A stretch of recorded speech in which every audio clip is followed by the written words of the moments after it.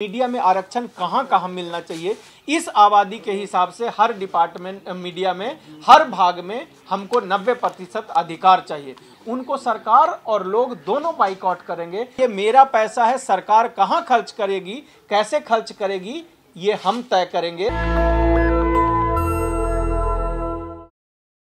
यह एक बहुत ही महत्वपूर्ण विषय है इस देश की 90% आबादी को लेकर। और इस देश की 90% आबादी के बारे में जैसा कि अभी प्रोफेसर रतन लाल जी ने बताया कि इस देश में ये बहुत ज़रूरी है कि हम लोगों को पता होना चाहिए कि यहाँ रहने वाले लोग किस समुदाय से बिलोंग करते हैं। और इसके लिए जाति जनगणना की बात इन्होंने कही। अब इसी को लेकर के हम आगे चलते हैं। हमारा जो मुद्दा है, जिस विषय पे आज हम आपके बीच में चर्चा करेंगे, जो बात हम रखेंगे, वह है मीडिया में हमारी हिस्सेदारी होनी चाहिए, मीडिया में रिजर्वेशन होना चाहिए। तो आप अंत तक इस वीडियो को देखिएगा और मैं आपको बताऊंगा कि मीडिया में रिजर्वेशन ज़रूरी क्यों है, इसकी आवश्यकता क्यों ऐसी आन पड़ी है कि मीडिया में रिजर्वेशन होनी चाहिए। नंबर 1, अगर मीडिया में रिजर्वेशन होता है तो वो कौन से लोग हैं जिनको इस देश में, कौन सा समुदाय है जिसको लाभ मिलेगा, क्या उनको लाभ मिलेगा। जैसे आप देखोगे सरकारी नौकरियों में आप देखेंगे कि जो लोग एक पर्टिकुलर समुदाय से बिलोंग करते हैं उनको डायरेक्टर, मैनेजर और चेयरमैन, वाइस चांसलर बनने नहीं दिया जाता है इस देश में। उन लोगों के बारे में हम बात करेंगे। उन लोगों को लाभ मिलेगा जब मीडिया में रिजर्वेशन आएगा जिन लोगों को सरकारी व्यवस्थाओं में उनकी जाति के जनसंख्या के आधार पर जिनको हिस्सेदारी नहीं मिल रही है, उन लोगों के बारे में आपको मैं बताऊंगा कि किस प्रकार से जब मीडिया में आरक्षण होगा तो उन सारे लोगों को, जो गरीब हैं, कमज़ोर हैं, मजबूर हैं, लाचार हैं, ये सारे लोगों को लाभ किस प्रकार से मिलेगा, इसके बारे में मैं आपको बताऊंगा। तो आइए सबसे पहले हम समझते हैं कि आरक्षण जो है, आरक्षण क्या है और क्या आरक्षण सिर्फ भारत में हम लोग मांग रहे हैं या दुनिया के वो देश जो आर्थिक, राजनीतिक, सामाजिक एवं अन्य सभी क्षेत्रों में विकसित देश हैं, क्या उन देशों में भी आरक्षण जैसी कोई चीज़ होती है, इसके बारे में मैं आपको बताता हूं। तो देखिए, आरक्षण जो है वो समाज के, जिस देश में जो हर समुदाय के लोग रहते हैं, उन सारे समुदाय के लोग का सरकारी व्यवस्था में उनकी हिस्सेदारी हो, उससे फ़ायदा ये होता है कि पूरा देश एकत्रित और संगठित होकर फिर अपने देश की विकास के लिए कार्य करता है और वो देश विकसित देश बन सकता है। जैसे उदाहरण के रूप में मैं आपको अमेरिका की बात करता हूँ, यूएसए की बात करता हूँ। यूएसए में आप देखेंगे कि 1950-60 में 1950 और 60 के बीच में किंग मार्टिन लूथर जूनियर, उन्होंने इस देश में आरक्षण के लिए, आप कह सकें, या सहभागिता के लिए उन्होंने वहाँ पे लड़ाइयाँ शुरू की और 10 साल तक ये लड़ाई चली। 1963 में जाके किंग मार्टिन लूथर ने वाशिंगटन में अपना चलो वाशिंगटन करके एक यात्रा शुरू किया और उसमें उन्होंने कहा, we also have a dream, हम लोगों के भी अपने सपने हैं और उसे हम साकार करना चाहते हैं, जो बहुत ही पूरी दुनिया में मशहूर हुआ। तो देखिए, मार्टिन लूथर किंग जूनियर के लड़ाई से वहाँ पे एक लाभ लोगों को मिला।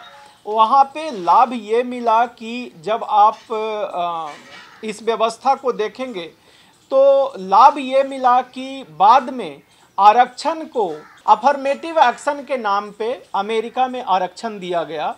और आरक्षण जब दिया गया तो उसमें अमेरिका में रहने वाले सारे समुदाय, चाहे वो हिस्पैनिक अमेरिकन हो, चाहे वो एशियन अमेरिकन हो, चाहे वो अफ्रीकन अमेरिकन हो, सारे समुदाय, चाहे वहाँ के नेटिव अमेरिकन हो, सारे समुदाय के लोगों को जितने भी सरकारी ठेका थी, उन सरकारी ठेका में अफर्मेटिव एक्शन के माध्यम से हिस्सेदारी की बात की गई।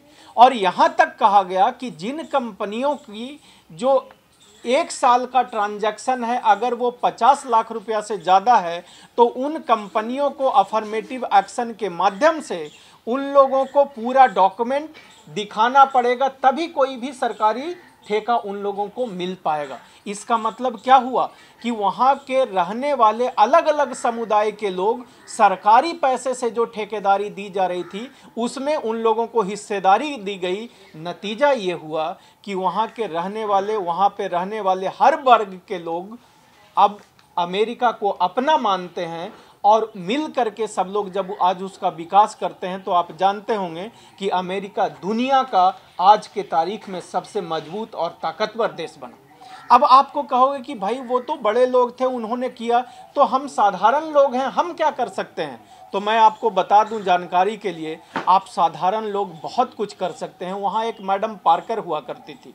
मैडम पार्कर, उस समय एक कानून हुआ करता था अमेरिका में कि वहाँ पे जितने भी बसेस चलते थे वो सारे बसेस अमेरिकन्स के होते थे, यानी वाइट्स के होते थे। तो वहाँ पे व्यवस्था ये थी कि जितने भी ब्लैक थे, अगर कोई भी वाइट आ गया तो उनको सीट छोड़ करके खड़ा होना पड़ता था और उसके बाद वो जो है वाइट बैठ के जाएगा और अमेरिकन जो है वहाँ पे खड़ा हो करके वाइट जो है वो बैठ के चलेगा और बाकी मूल के जो लोग थे उन लोगों को बस में खड़ा होके चलना पड़ेगा। तो वहाँ पे मैडम पार्कर एक साधारण सी महिला थी, उन्होंने कहा कि नहीं, हम ऐसा नहीं कर सकते। और पता है ये कानून था, ये कानून बना हुआ था कि वाइट आएगा तो बस में आपको खड़ा होना पड़ेगा। मैडम पार्कर जो एक साधारण सी महिला थी उसने रेसिस्ट किया और उसके बाद कहा कि नहीं, मैं नहीं खड़ा होंगी। तो उस समय तो मैडम पार्कर को जेल जाना पड़ा और बहुत सारी समस्याएं या प्रताड़ना उनको झेलनी पड़ी। लेकिन बाद में वहाँ के जो लोग थे, वहाँ के अलग अलग मूल के लोग थे, उन लोगों ने तय कर लिया कि अब कुछ भी हो जाए हम इनके बस में नहीं चलेंगे। तो आपको मालूम है मात्र 13 से 14% जो हैं वहाँ वाइट लोग रहते हैं, उन लोगों की बसें बाद में खाली चलने लग गई। तो उनको साल भर के अंदर समझ में आ गया कि ये तो बड़ा मुश्किल है, अगर ब्लैक लोग हमारे बस में नहीं चलेंगे या बाहरी मूल के लोग नहीं चलेंगे तब तो बड़ा मुश्किल हो जाएगा। तब उन्होंने, आपको पता है, वहाँ के कोर्ट ने उस कानून को इलीगल करार कर दिया गया, असंवैधानिक करार दिया और बाद में फिर सारे लोग जिसको जहाँ पे सीट मिल जाए बस में वो लोग बैठना शुरू कर दिए। तो मेरे कहने का मतलब ये बात मैंने सिर्फ आपको इसलिए बताया कि एक आम आदमी भी अगर चाहे तो भारत में भी अगर मीडिया में वो आरक्षण को लेकर के आता है तो अब इसके लाभ मैं बताता हूँ। देखिए मीडिया है क्या। आज से पहले पुराने ज़माने में 90s के पहले आप देखोगे तो मीडिया सिर्फ 2 तरीके के होते थे। एक तो होता था टेलीविज़न वाला जो सरकारी मीडिया था, और उसके बाद जो होता था रेडियो के माध्यम से जन जन तक आपकी आवाज़ें या बातें पहुंचा करती थी। उसके बाद जो दूसरा मीडिया का जो पहले प्रकार था वो पता है क्या है? आप सुन के आश्चर्यचकित हो जाओगे। ये मंदिर में बैठे जो पुजारी हैं, जो आजकल प्रवक्ता बने हुए हैं, अलग अलग धर्मों पे प्रवक्ता जो बन के, वो लोग भी मैसेंजर का काम करते थे, एक प्रकार का मीडिया का वो लोग काम करते थे। तो आप देखोगे कि 90s के बाद में भारत में प्राइवेट मीडिया आना शुरू हो गया। तो अब आप कहोगे कि भाई आप प्राइवेट मीडिया में आरक्षण की बात कैसे करते हो, वो तो किसी एक पर्टिकुलर आदमी का है, उसने पैसा लगाया है और उसका आमदनी वो खा रहा है। तो आपको मैं आपकी जानकारी के लिए बता दूं कि ये जो प्राइवेट मीडिया है भारत में, आपको मालूम होना चाहिए कि लगभग 1 लाख करोड़ से ज़्यादा उनको एडवर्टीजमेंट के माध्यम से मदद किया जाता है। एक साल में कितना? 1 लाख करोड़ रुपया। 1 लाख करोड़ रुपया बहुत बड़ा बजट होता है। आपके समझने के लिए मैं बता दूं कि इस देश के किसान जितने भी आज लोन लिए हुए हैं बैंकों से, लगभग 1 लाख करोड़ों में सारे किसानों का लोन माफ हो सकता था। तो इतना बड़ा अमाउंट है जो आज के तारीख में मीडिया को दिया जाता है एडवर्टीजमेंट के नाम पर।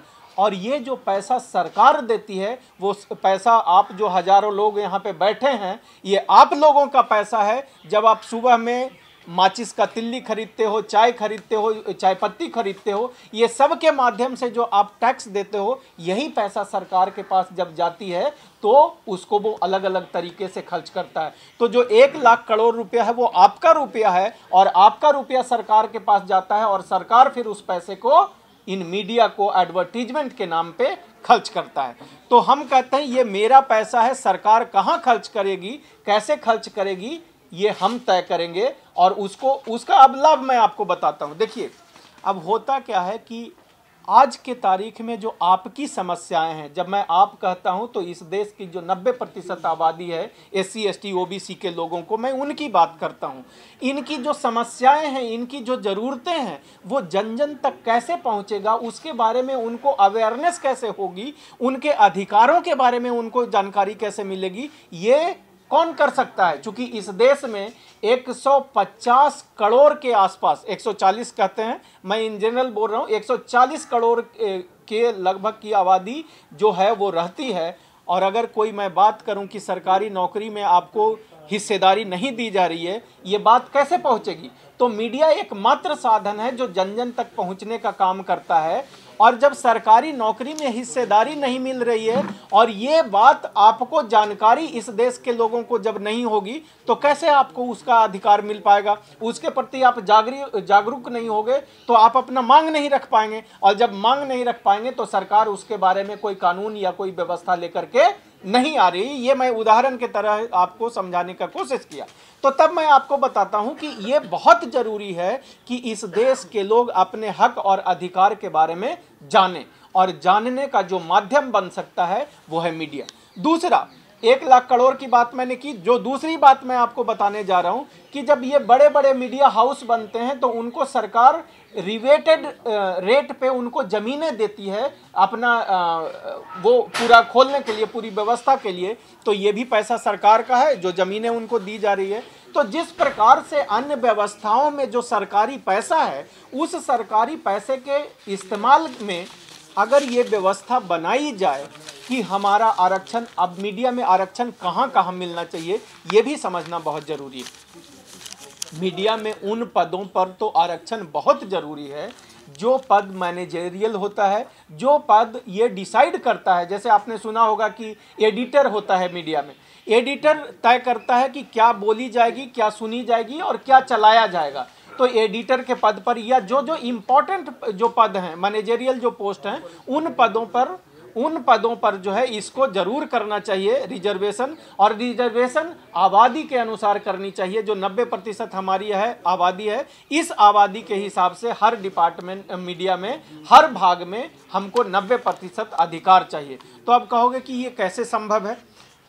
तो इसके लिए एक बहुत आसान तरीका है। चूंकि वो जो लाखों करोड़ रुपया मीडिया को जाता है, वो मीडिया कम से कम उनको ये कहा जा सकता है कि अब आप इसको जो है उन्हीं लोगों को ये पैसा दिया जाएगा एडवर्टीजमेंट के लिए जो हिस्सेदारी की बात करे, और जो अपने हिस्सेदारी की बात करे, और जो लोग 90% व्यवस्था में 90% हिस्सेदारी SC ST OBC को देगा, उन्हीं को सरकारी एडवर्टीजमेंट दिया जाएगा। और जो लोग नहीं देंगे उनको सरकार और लोग दोनों बाइकआउट करेंगे। अगर इस प्रकार की व्यवस्था बनाई जाए कि उन्हीं प्राइवेट एजेंसियों को या मीडिया को दिया जाएगा ये एडवर्टीजमेंट, जो प्राइवेट मीडिया और एजेंसी अपनी व्यवस्था में जिस प्रकार से विदेशों में, अमेरिका में जो लोग पूरा डिटेल्स देते हैं कि यहाँ पे अफर्मेटिव एक्शन का पूरा व्यवस्था लागू किया जा रहा है, उसी प्रकार से भारत में अगर मीडिया में कहे कि जो 90% अधिकार जिन लोगों को नौकरी और रोजगार देने वाली जो मीडिया कंपनियां हैं उन्हीं को एडवर्टीजमेंट का पैसा मिलेगा, बाकी दूसरे लोगों को नहीं मिलेगा। तो इस प्रकार से यहाँ पे आरक्षण को जो है वो लागू किया जा सकता है। और जब आरक्षण लागू होगा तो इस देश का 90% जो आबादी है उसकी हिस्सेदारी होगी, उसको जानकारी होगी अलग अलग विभागों के बारे में, और उसके बाद इस देश की जो वास्तविक विकास है वो संभव है। क्योंकि इस देश का जब 90% लोग अपने हक और अधिकार के बारे में जानकारी ले लेंगे तो उसके बाद उनको वहाँ पे सब मिल करके जब काम करना शुरू करेंगे तो ये देश, भारत देश भी विकासशील से विकसित देश बन सकता है। नेशनल दस्तक की आपसे गुजारिश है कि अगर इसको बचाना चाहते हैं तो नेशनल दस्तक को सब्सक्राइब करने के लिए रेड कलर के सब्सक्राइब बटन को दबाएं, फिर बेल आइकन की घंटी दबाएं। नेशनल दस्तक को बचाने के लिए बहुत जरूरी है कि हर खबर को शेयर करें, लाइक करें, कमेंट जरूर करें।